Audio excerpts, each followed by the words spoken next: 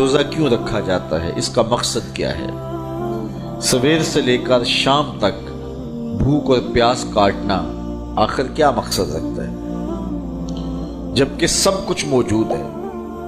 یہ خوراک بچاؤ مہم تو ہے نہیں، بلکہ ان دنوں کے اندر مومن کا رزق بڑھ جاتا ہے، رزق میں اضافہ ہو جاتا ہے، اخراجات زیادہ ہوتے ہیں۔ تو پھر جب اخراجات بھی زیادہ ہوتے ہیں، خوراک بھی وافر ہوتی ہے، تو پھر سویر سے لے کر شام تک بھوک کاٹنے کا کیا مقصد ہے؟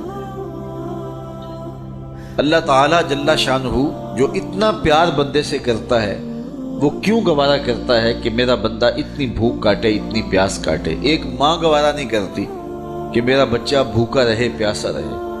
بچہ بھوکا ہو تو ماں تڑپنے لگ جاتی ہے، اور اس کی بھوک مٹانے کے لیے اسے کسی کے گھر میں جا کے مزدوری کرنی پڑے، کسی دہلیز سے جا کے مانگنا پڑے، وہ اس کا پیٹ بجھانے کے لیے سب کچھ کر گزرتی ہے، اور وہ ہر دکھ جھیل لیتی ہے کہ میرا بیٹا کوئی تکلیف نہ سہے، میری اولاد کوئی دکھ نہ سہے۔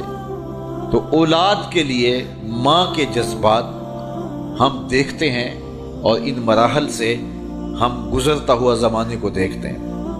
تو بیٹے کے لیے ماں بھوک اور پیاس گوارا نہیں کرتی، تو جو 70 ماؤں سے زیادہ پیار کرتا ہے، اس نے کیسے گوارا کر لیا کہ میرا بندہ سویر سے لے کر شام تک بھوکا رہے، پیاس کی شدت کاٹے، بھوک کی شدت کاٹے۔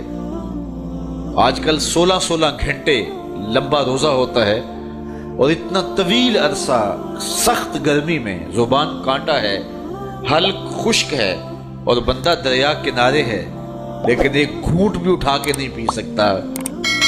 تو یہ کیسے رب نے چاہا جو 70 ماؤں سے زیادہ پیار کرتا ہے؟ ماں تو اس لیے پیار کرتی ہے نا کہ اس نے بیٹے کو جنم دیا ہے، اور اتنا پیار کرتی ہے کہ دنیا کے کسی ترازو پہ ماں کے پیار کو تولا نہیں جا سکتا۔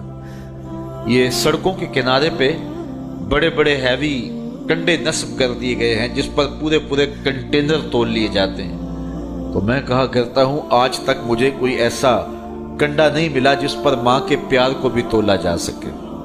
اللہ نے اس کے سینے میں پیار رکھا ہے، تڑپتی ممتا رکھی ہے، اولاد کے لیے وہ جذبات رکھے ہیں کہ دنیا کے کسی ترازو پہ اس کا وزن نہیں کیا جا سکتا۔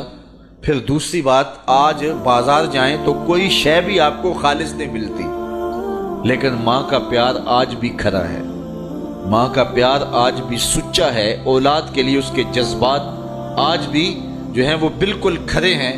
اولاد کا پیٹ پالنے کے لیے کسی کے گھر کے برتن مانجنے پڑے تو ماں اس سے بھی گریز نہیں کرتی۔ شہر میں آ کر پڑھنے والوں بھول گئے ہو، کس کی ماں نے کتنا زیور بیچا ہے۔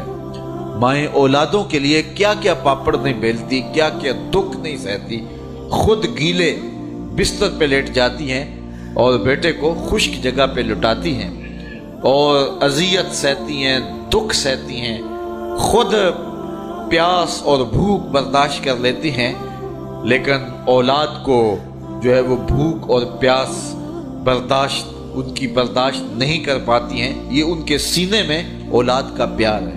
تو اولاد کے ساتھ ماں باپ کو اتنا پیار کیوں ہے؟ تو اس کا جواب ایک ہی ہے، اس لیے کہ ماں نے بچے کو جنم دیا ہے۔ تو اس جملے پہ آپ کی توجہ چاہوں گا، جس نے جنم دیا ہے وہ اتنا پیار کرتی ہے، تو جس نے خلق کیا ہے وہ کتنا پیار کرتا ہو۔ ماں نے جنم دیا ہے، تخلیق نہیں کیا، تو جنم دینے والی کا پیار اس کا ٹھکانہ نہیں، اور جس نے خلق کیا ہے اس کی محبت کا عالم کیا ہوگا۔ تو ماں گوارا نہیں کرتی تو رب نے کیسے گوارا کر لیا؟ اس مسئلے کو سمجھنے کے لیے پھر دوبارہ ماں کی گود میں آنا پڑے گا۔ بیٹا بیمار ہو گیا، ماں اٹھا کے اس کو ڈاکٹر کے پاس لے گئی۔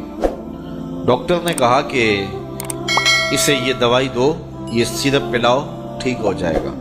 اب سیرپ کڑوا تھا، بچہ پیتا نہیں۔ ماں نے اس کو زبردستی لٹایا، اس کا منہ کھولا اور سختی سے اس کے منہ کے اندر کڑوے سیرپ کے چمچ انڈھیل رہی ہے۔ کیا ماں صفاق ہو گئی؟ ماں کا پیار چھن گیا؟ اس کی ممتا کہیں رخصت ہو گئی؟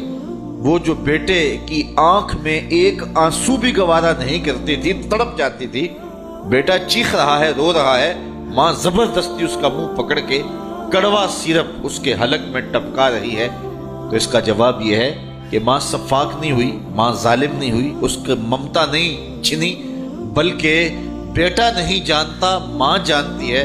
یہ چند لمحوں کی کڑواہٹ ہے، چند گھڑیوں کی تکلیف ہے، اس کا نتیجہ شفا کی صورت میں برآمد ہوگا۔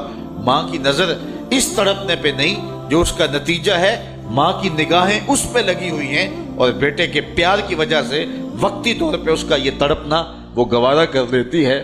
جو 70 ماؤں سے زیادہ پیار کرتا ہے وہ جانتا ہے یہ چند لمحوں کی بھوک اور پیاس ہے، لیکن نتیجہ بڑا خوبصورت ہے، لعلکم تتقون، تقوی کا نور نصیب ہو جائے گا۔